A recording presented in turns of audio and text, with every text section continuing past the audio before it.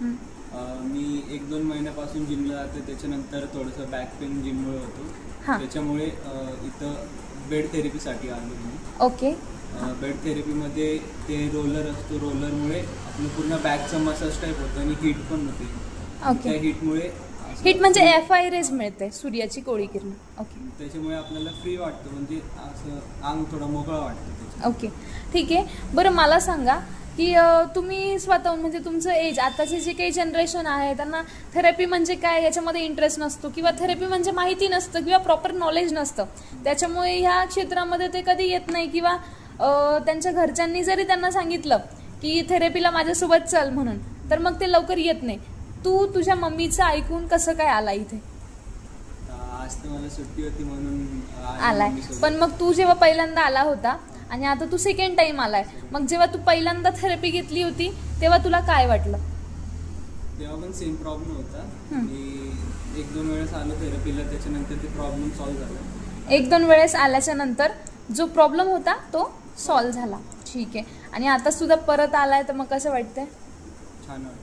छान वाटते. मग मी तुला हा प्रश्न विचारेल की तुझ्या जी जनरेशन आहे आताची, त्यांनी थेरपी घेणं गरजेचं आहे की गरजेचं नाही आहे?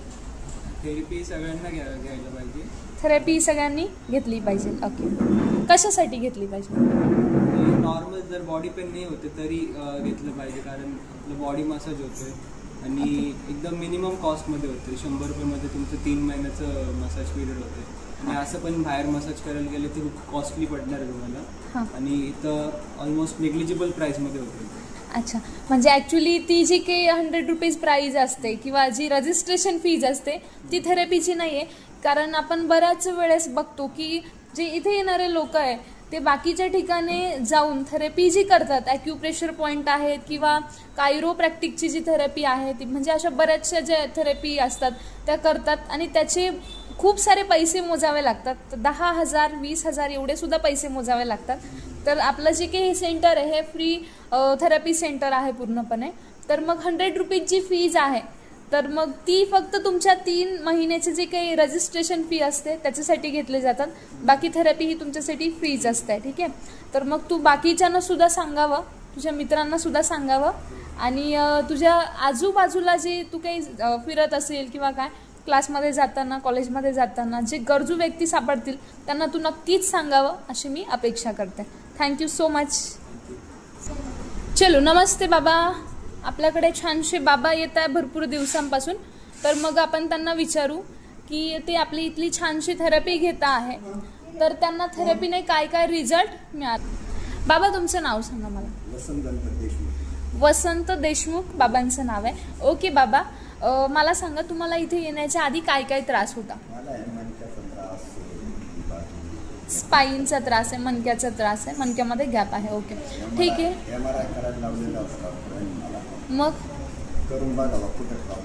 मग केला का तुम्ही? अच्छा, ते न करता तुम्ही इथेच थेरपी सुरू केली? अच्छा, ठीक आहे. बरं मला सांगा, तुम्ही आता थेरपीला येत आहे, तर तुम्हाला आधी काय त्रास होत होता? अगोदर मला आहे ना, म्हणजे हाता पायाला म्हणजे पूर्ण एक अर्धी बाजू आहे ना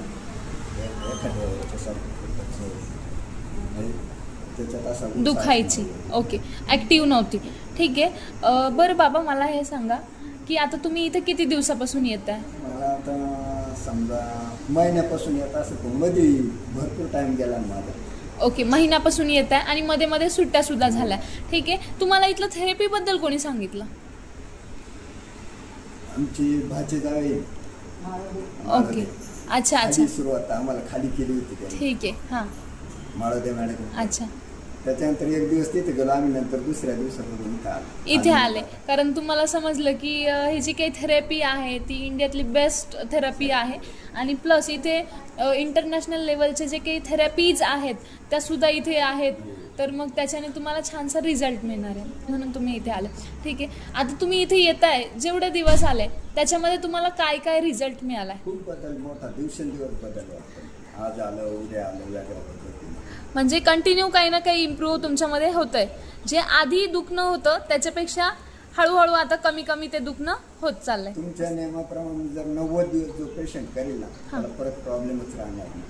परत प्रॉब्लेम राहणार नाही. राहणारच नाही कुठलाच राहणार. पण तरी पण बाबा मला असं वाटतं, तुम्ही बोलले ते बरोबर आहे, पण 90 दिवसांपेक्षा जर आपण अजून कंटिन्यू नाही, ते करत झालं, राहिलं. पण तोपर्यंत कम्प्लीट होईल, पेशंटच कम्प्लीट होईल जो 90 दिवस Patient. जरी कंटिन्यू करेल. ओके, म्हणजे तुमचा थेरपीवर पूर्णपणे विश्वास आहे.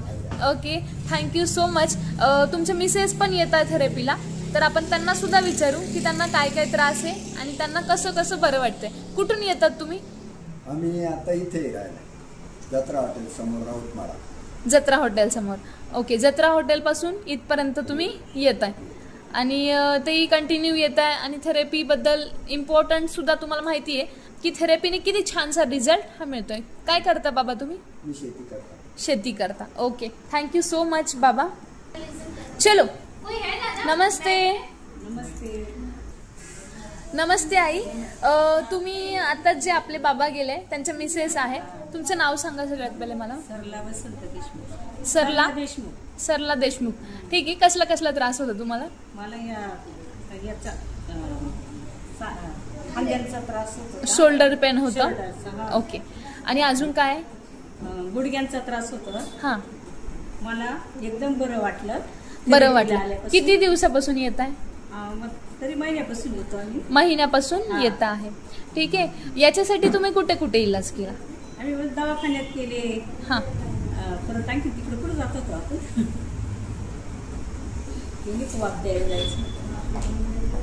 ते कोणतं दवाखाना पडला. इथं आल्यापासून मला पुष्कळ फरक पडला. ओके, इथे आल्यापासून बराचसा फरक